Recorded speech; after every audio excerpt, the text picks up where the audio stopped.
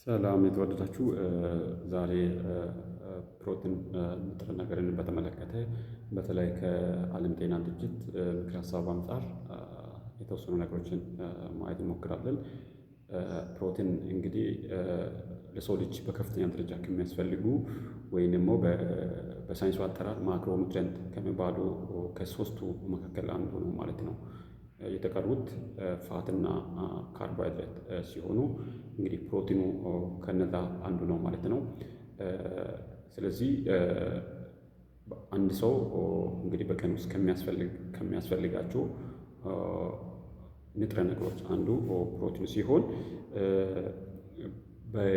በቀን ውስጥ አንድ ሰው በተለይ ብዙ እንቅስቃሴ የማያደርግ ሰው ወይ ሴደንታሪ አይነት ላይፍ የሚኖር ሰው በቀን ምን ያህል ነው ማግኘት ያለበት ሲባል 0.8 ግራም በ1 ኪሎግራም ሰውነት ክብደት ማለት ነው። ያ ማለት ነው። ለምሳሌ የኔ ክብደት 60 ቢሆን በቀን የሚያስፈልገኝ 60 ሲባዛ 0.8 ግራም ፕሮቲን ማለት ነው። ያ ማለት ወደ 48 ግራም ፕሮቲን በቀን ያስፈልገኛል ማለት ነው። ሌላው እንግዲህ በቀን ከሚያስፈልጉ ነገሮች አንዱ ፕሮቲን ሲሆን አንድ ሰው በአንድ ቀን ውስጥ ከሚወስደው ከአጠቃላይ ካሎሪ 10 እስከ 35% ያህሉ ፕሮቲን መሆን አለበት። ሌላው በተለይ ፊዚካል ኤክሰርሳይዝን በተመለከተ በተለይ አክቲቭ የሆነ ፊዚካል ኤክሰርሳይዝ የሚሰሩ ሰዎች ሊሆኑ ይችላሉ። በተለይ ኮንስትራክሽን ስራ ላይ ለምሳሌ የሚሰማራ ሰው ቢሆን ይህን ስንል ጉልበት ስራ በተለይ የሚሰራ ሰው ክብደቶች የሚያነሱ ሲሚንቶ ማንሳት ሊሆን ይችላል፣ ብሎኬት ማንሳት ሊሆን ይችላል። ተያያዥ ስራዎች የሚሰራ ሰው ከፍተኛ የሆነ ሄቪ ዌይት ላይ የሚታወቁ ፊዚካል ኤክሰርሳይዝ ላይ የሚሳተፉ ሰዎች ሊሆኑ ይችላሉ። አትሌቶች ሊሆኑ ይችላሉ። እነዚህ ሰዎች በቀን 1.2 ግራም እስከ 2 ግራም ፕሮቲን በ1 ኪሎግራም ሰውነት ክብደት ሊያገኙ ይገባል ማለት ነው። ያ ማለት ምን ማለት ነው?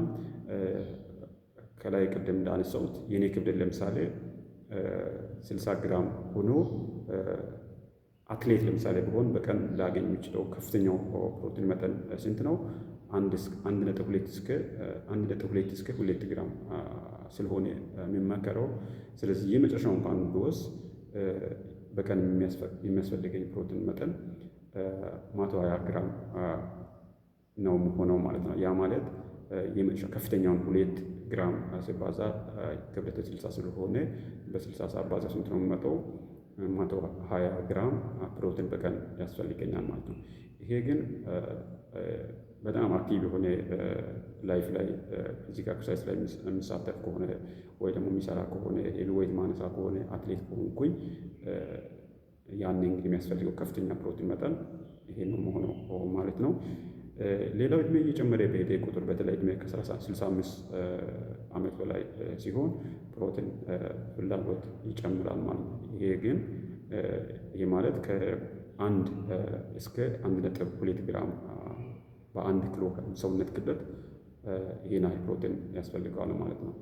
ያ ማለት ለምሳሌ ክብደት 66 ቢሆን ዝቅተኛው ፕሮቲን ፍላጎትን አንድ ቢሆን ወይ ደግሞ ከአንድ ብንጀምር 1 ሲባዛ 66 ስንት ነው የሚሆነው? 66 ግራም ፕሮቲን በቀን ያስፈልገዋል ማለት ነው። የዚህ ጠቀሜታው እንግዲህ እየጨመረ በሄደ ቁጥር ጡንቻችን እየተዳከመ ስለሚሄድ ወይ እየቀነሰ ስለሚሄድ በሳይንሱ ሳርኮፒኒያ ይባላል። ስለዚህ ችግር እንዳይከሰት ፕሮቲን መጠን ይጨምራል የሚለው ከዛ አንፃር ነው።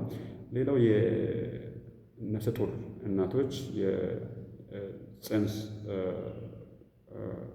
ወይ ደግሞ በማህፀን ውስጥ ያለው ልጅ ለእድገቱ ፕሮቲን ስለሚያስፈልግ ከወለዱ በኋላ ደግሞ አጥቢ የሆኑ እናቶች ጡት ወተት የማምረት ሂደቱ ስላለ በአግባቡ መመረቱ ስላለበት ከዛ አንጻር ፕሮቲን ፍላጎት ይጨምራል ማለት ነው።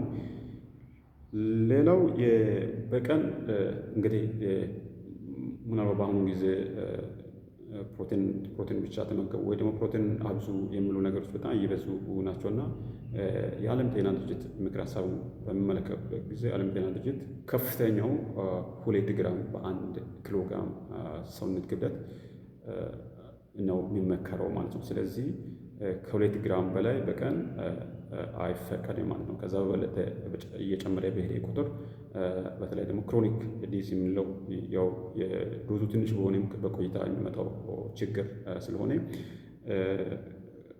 ኩላሊታችን ላይ ከፍተኛ የሆነ ጉዳት ሊያደርስ ይችላል ማለት ነው። ያ ለጊዜው ላይ ይታወቅ ይችላል፣ ግን እድሜያችን እየጨመረ በሄደ ቁጥር ትንሽ ዶዙ ትንሽ የሚመስለው ግን በየጊዜው እያበዛን በሄደን ቁጥር ችግሩ እየከፋ ሊሆን ይችላል።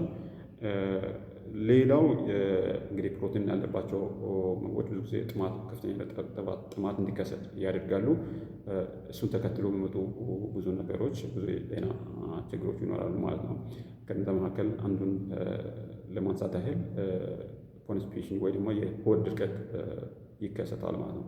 ስለዚህ እነዚህ ከሚገባው በላይ ፕሮቲን በምንወስድበት ጊዜ ሊመጡ ከሚችሉ ችግሮች የተወሰኑ ናቸው ማለት ነው። ስለዚህ ሁልጊዜ የሚመከረው ምንድን ነው? በአግባቡ መውሰዱ፣